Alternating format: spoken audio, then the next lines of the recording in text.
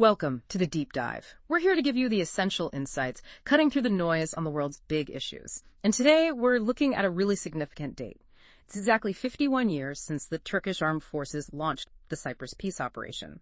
A moment truly pivotal, and one that's still shaping a critical geopolitical region. So our deep dive today is going to be pretty comprehensive. We're drawing heavily on the work of Prof. Dr. Murat Koç to really get under the skin of this. Our mission for you listening is clear. We're going to unpack the history, the legal side, and the complex geopolitics playing out right now in the Eastern Mediterranean.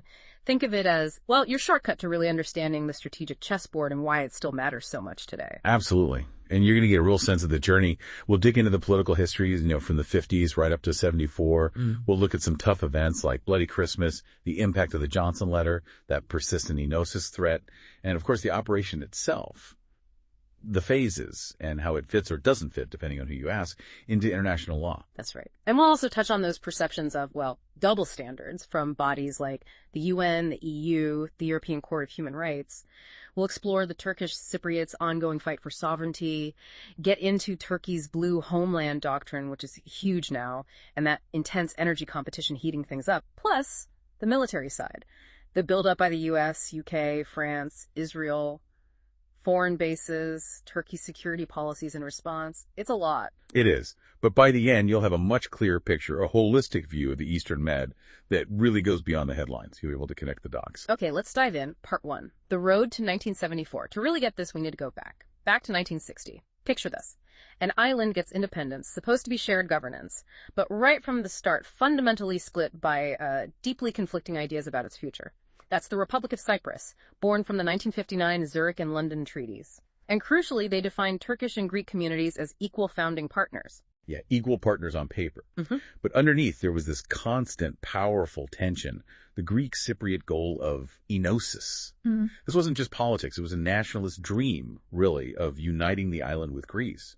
And for Turkish Cypriots, that was seen as, an existential threat. It constantly undermined any trust, any real effort towards a lasting fix. And that tension boiled over pretty quickly, didn't it? The common state started breaking down. 1963, the Greek Cypriots tried to unilaterally change the constitution, basically pushing the Turks out of the joint administration. Exactly. Yeah. Unilaterally. Ripping up the deal just 3 years in. And that attempt was followed, tragically, by the Bloody Christmas event. Started December 21st, 1963. You had the paramilitary EOK, Greek Cypriot militia, launching systematic attacks on Turkish communities. We're talking hundreds of Turkish Cypriots killed, over 100 Turkish villages just emptied out, thousands forced to leave the island entirely. It was brutal. And that violence, that displacement, it created this deep-seated fear among Turkish Cypriots. A trauma that makes trusting a unified state incredibly difficult even today.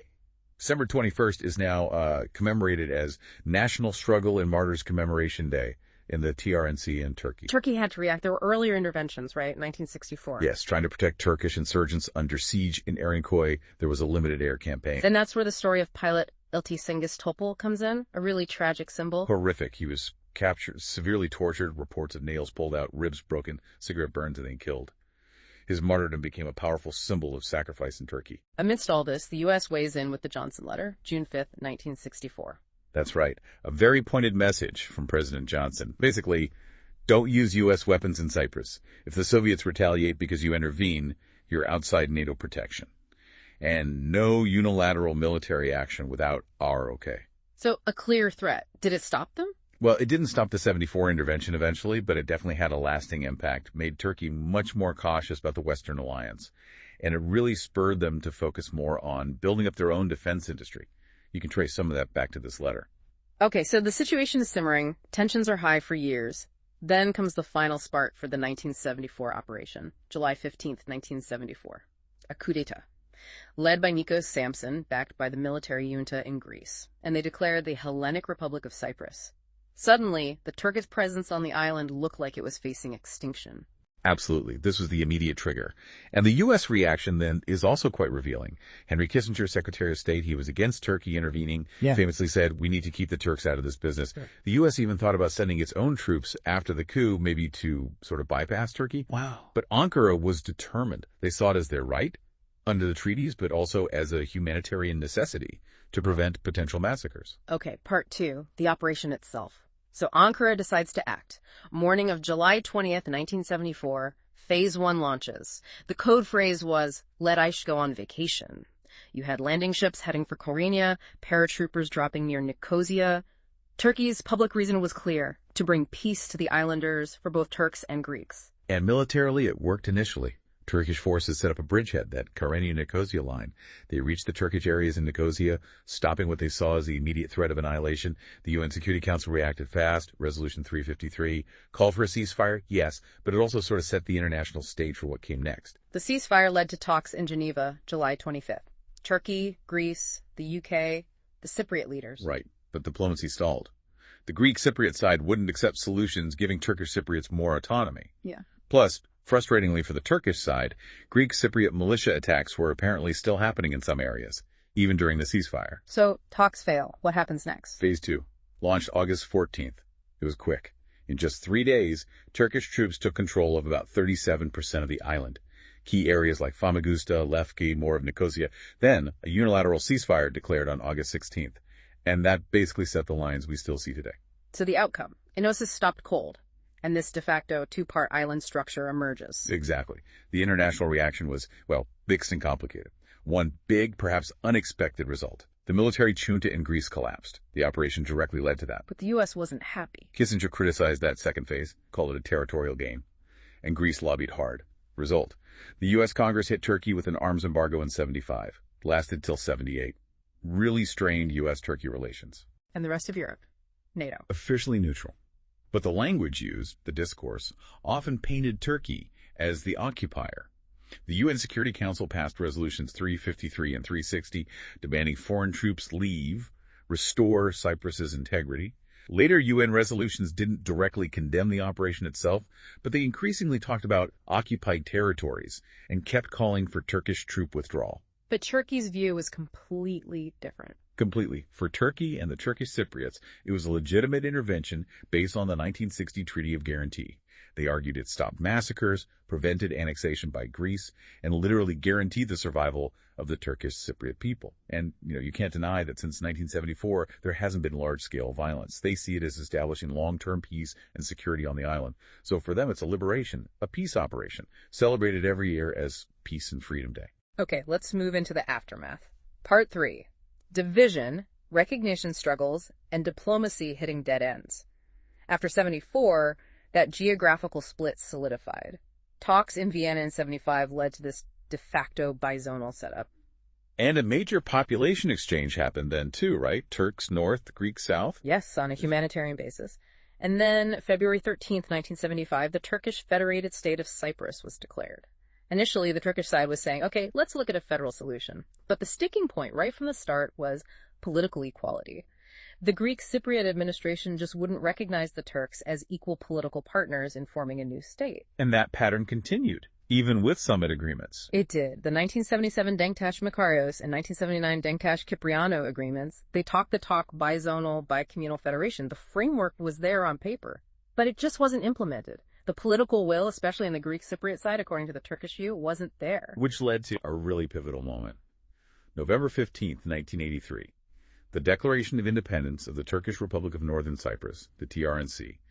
The reasoning given was, the Greek Cypriot side gets all the international recognition as the Republic of Cyprus, and they're not budging on federation talks. The Turkish Cypriots felt they had no other option. But the world didn't exactly welcome the TRNC. No, quite the opposite. The UN Security Council acted very quickly. Resolutions 541 and 550. They condemned the declaration, demanded it be withdrawn, and called on all countries not to recognize the TRNC. And that basically sealed its fate internationally? Pretty much. It cemented the situation where the Greek Cypriot leadership was seen as the government of Cyprus, period.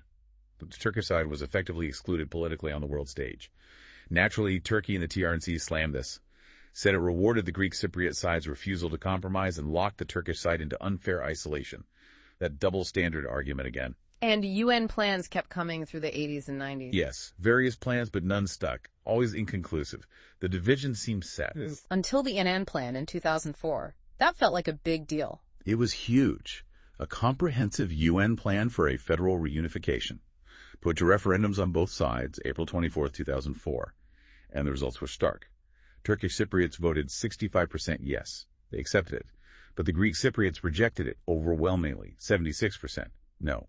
So, no reunification. Why did the Turkish side accept it, even with concerns? What were those concerns? Well, they likely saw it as the best chance for a solution and ending isolation. But the concerns were real. The plan meant giving up about 7% of TRNC land, including important areas like Güzelyurt and Maraş. Huge confusion over property rights for Turkish Cypriots who'd lived there since '74.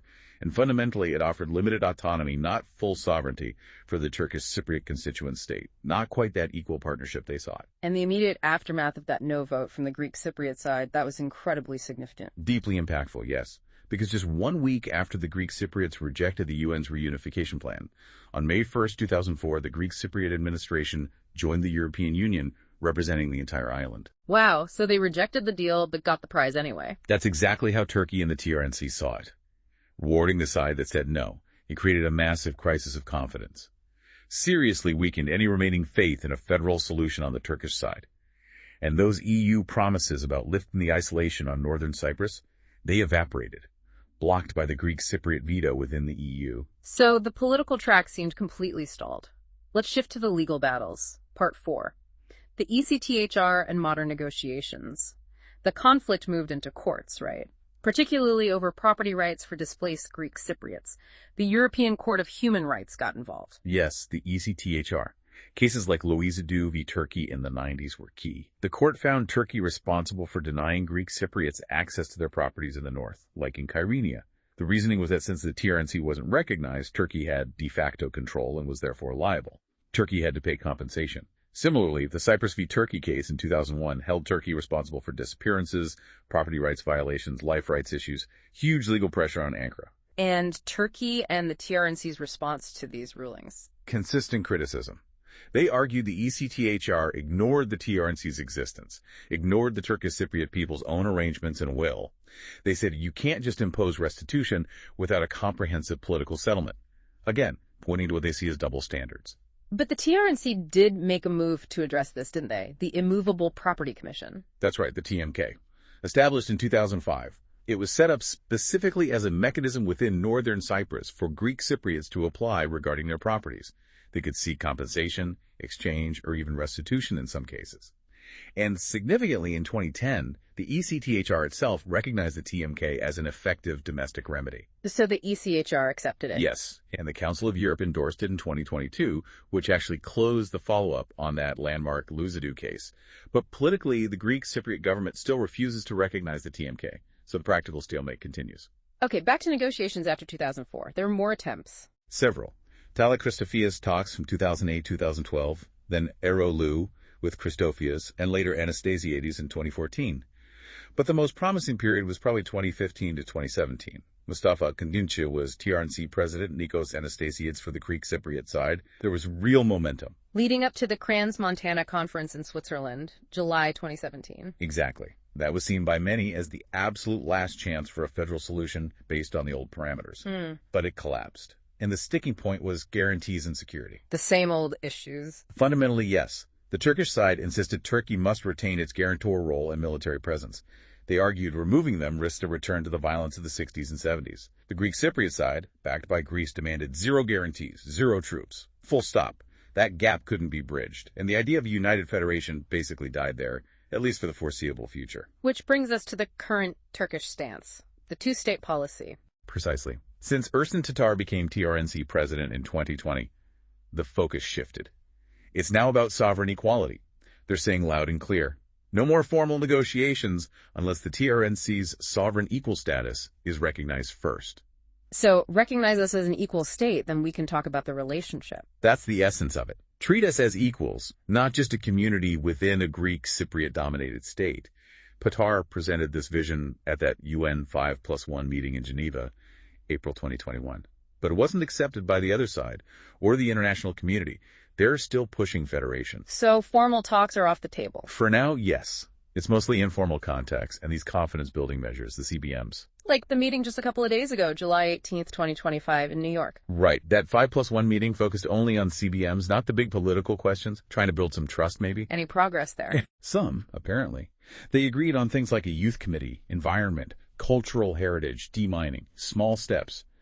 But on the big CBMs, new border crossings, solar power plants, no deal. Couldn't even agree on where the crossing should be. Turda called it disappointing, stressed the need for sovereign equality again. Christodoulou saw small but important progress. So, different takes. And the Turkish side keeps pointing to the UN and EU. Yes, arguing they don't pressure the Greek Cypriots enough towards a federation deal, while the status quo keeps the Turkish Cypriots isolated. It really begs the question about genuine neutrality, doesn't it? Definitely. Okay, let's pivot to something that's dramatically changed the game. Part 5. The Eastern Mediterranean Strategic Chessboard. Energy, doctrine, military buildup. This is where it gets really interesting, geopolitically speaking. Since the late 2000s, huge natural gas discoveries. Timar, Leviathan, Zor, Aphrodite. Glaucus, Calypso. Yeah, massive finds. And they completely reshaped the strategic value of the region. Right. Suddenly, it's all about energy. And the Greek Cypriot administration moved fast on this. They did. Declared an exclusive economic zone, an EEZ, for the whole island. Signed maritime border deals with Egypt, Lebanon, Israel. All done without consulting or including the TRNC or Turkey, who obviously have their own claims. Then they started issuing licenses to big international oil companies, Eni, Total, ExxonMobil, for exploration in 13 offshore blocks, basically carving up the potential wealth. And Turkey and the TRNC pushed back hard. Naturally. They argued the Greek Cypriot side couldn't unilaterally exploit resources that Turkish Cypriots have equal rights to. So in 2011, Turkey and the TRNC signed their own continental shelf agreement. And the TRNC granted exploration licenses to Turkey's state oil company, TPAO, in areas around the island, setting up a direct clash. This is also when Turkey's blue homeland doctrine really comes into play, isn't it? Yes. Mavi Vatan Blue Homeland. Adopted formally in the 2010s. It's about proactively defending Turkey's perceived maritime rights and interests. In the Black Sea, Aegean, and especially the Eastern Mediterranean, it's about maximizing Turkey's sovereign areas. And it explicitly rejects maps, like the so-called Seville map, which Greece sometimes uses, that would give Turkey very little sea room. And Turkey put muscle behind this doctrine. We saw drilling ships. Absolutely. From 2018 to 2020, ships like Fatih, Yavuz, Kanuni, plus research vessels Barbaros and Orus Reis were very active. They were exploring for hydrocarbons, including in those areas licensed by the TRNC. The Orus Reis mission near the Greek island of Mais, or Castellarizo, in summer 2020 really spiked tensions. Led to a major crisis with Greece. NATO had to step in to de-escalate. Then came the Turkey-Libya deal, November 2019. That was game changer. A huge strategic move. An agreement on maritime boundaries between Turkey and Libya's internationally recognized government. It essentially created a maritime corridor for Turkey stretching across the eastern Med to the Libyan coast. And it was registered with the UN. How did others react? Predictably, Greece and the Greek Cypriot administration strongly opposed it, said it ignored islands like Crete. Greece even expelled Libya's ambassador. But Ankara and Tripoli argue it's fair and based on international law principles. And Greece countered with its own deal with Egypt in August 2020. Yes, a partial EEZ deal. But Turkey and Libya immediately said that deal violated their established rights. So conflicting claims layered on top of each other. And there's been a recent development on that. Very recent and quite significant. May 27th, 2025, Libya sent a formal note to the UN. It basically reaffirmed the boundaries from the 2019 Turkey-Libya deal, called the 2020 Greek-Egyptian deal, null and void. And it protested Greek oil exploration south of Crete as violating Libya's own continental shelf. So Libya is doubling down on the agreement with Turkey. It seems so. It's a major diplomatic boost for Turkey's position, confirming their arguments on the international stage. What about cooperative efforts, that Eastern Mediterranean Gas Forum? The EMGF, yeah. Launched January 2020, includes Greece, Cyprus, Israel, Egypt, others. The stated goal is cooperation. But Turkey and the TRNC were pointedly excluded. So instead of bridging gaps, it kind of deepened the geopolitical divisions. And the EastMed pipeline project, to bring gas to Europe bypassing Turkey. That was a big project, heavily backed by Greece, Israel, Cyprus, and the EU initially. Ankara opposed it, obviously, said it was politically motivated and economically questionable, proposed routing gas through Turkey instead. And interestingly, eventually, even the U.S. withdrew its political support for EastMed, citing feasibility issues.